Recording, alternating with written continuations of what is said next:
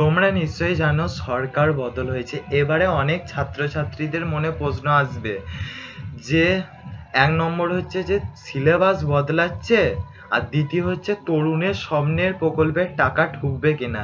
এই দুটো নিয়ে আজকের এই বিস্তারিত ভিডিওটা।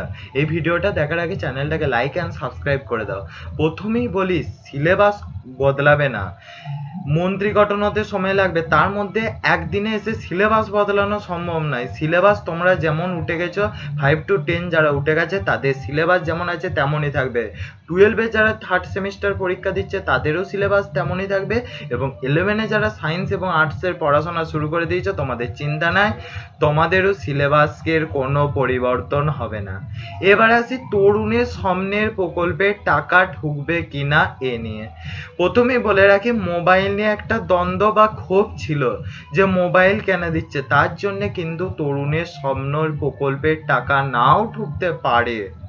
এরকম বেশি বেশি ভিডিও হতে হলে চ্যানেলটাকে লাইক অ্যান্ড সাবস্ক্রাইব করে দাও, আর নিচে হোয়াটসঅ্যাপ নম্বরে তোমরা মেসেজ করে আরো কিছু বিষয়বস্তু জানতে পারো।